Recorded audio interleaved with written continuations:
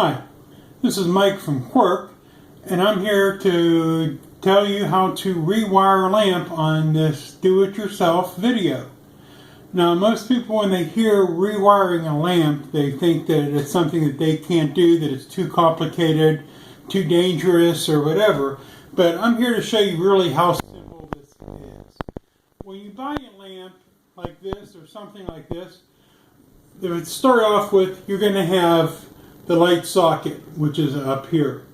Now this really comes in three parts. Now this one here has already been taken apart, but I'll show you how it comes apart. First of all, there is this part here, which is the cover. Now to remove the cover, you may be able to wiggle it off. You may need to take a screwdriver and pry between this and the base. But you just basically pull this off and remove it. When you do that, that's going to expose the socket here. Now, of course, make sure you're unplugged. But then you pull the socket out, and as you see here, there are only two screws on this.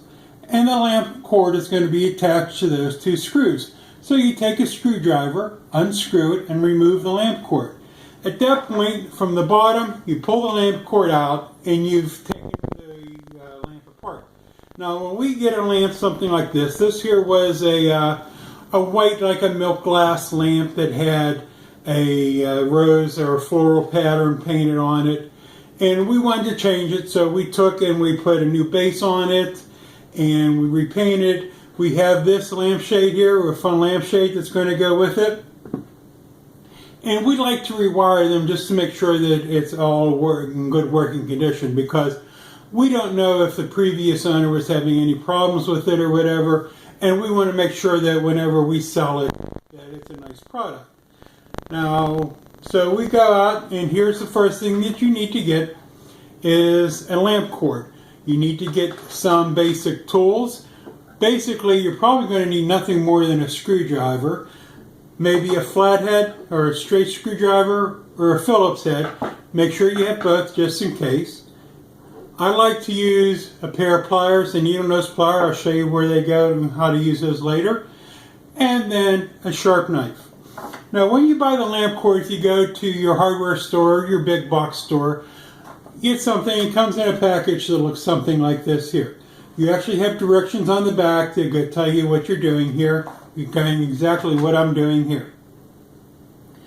Now the first thing you do, is when you open the package, you take a look at it. The nice thing about these is they have a molded plug on them.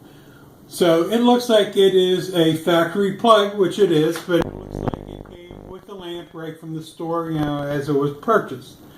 The second nice thing about them is that whenever you get them, the other end, the wires are already stripped. Now, what does that mean?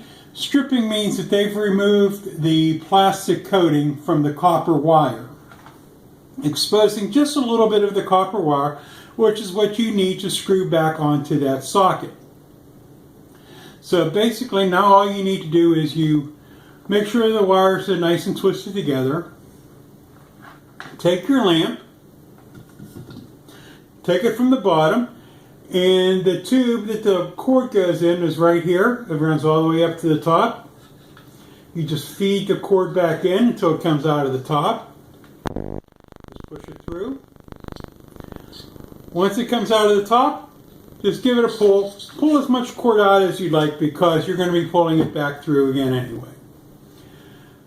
Now, the other thing that you'll notice about the cord is one end of the plastic has some raised ridges, or they call it ribbing. The other one is smooth. That just tells you basically where you want to screw it to. They suggest that you tie a knot into it. I don't know really if this is necessary, but I do it anyway because that's what they suggest, and I want to make sure that it's put together safe. The only reason this knot is in here is it keeps the wires definitely separated, going in different directions, so that they stay apart from each other. So you see now how they're even further apart.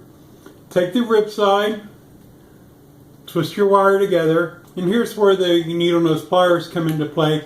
I take and I put a hook into the wire. You don't need to use the pliers, you can do it with your hands, but I like using the pliers. Then you take your socket. This is the rib side, so it goes on, and you just put the wire underneath the screw. Now I like to make sure that the wire is going in the direction that I'm tightening the screw. That way, as I'm tightening the screw down, I'm pulling the wire into it and not away from it. Just take the screw all the way down. Yep.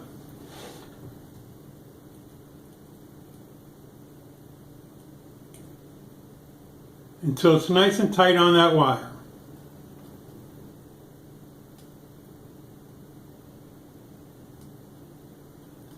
Once you get that tightened, you simply turn the socket over.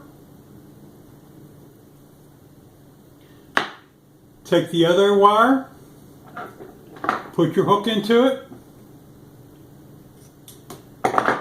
tightening it around the other screw. Again, making sure that the hook is going in the direction of your screw so that you're pulling it in and not away.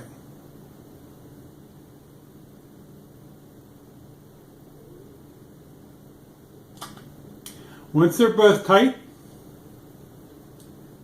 you're going to make sure you're going to snug them down, make sure that they're nice and tight.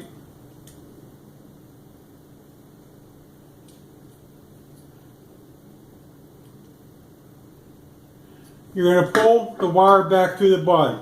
You want to make sure that the knot is as small as possible and as close to the socket so that whenever you pull it in, you don't have a lot of extra wire between the knot and the socket. Now push it, give it a little twist or whatever, push it down so that the wire is all the way down to the base. Take your cover, slide it over top, line up those slots with the push button and push it in. That's all there is to it. This lamp is now rewired. Nothing else to do other than put a light bulb in it and see that it works. Here is the other one that I did a little earlier. And you can see that it works. That's all there is to it. That's as simple as that. In under 8 minutes, we've rewired a lamp and got it working, and we're ready to go. So thank you for watching this video.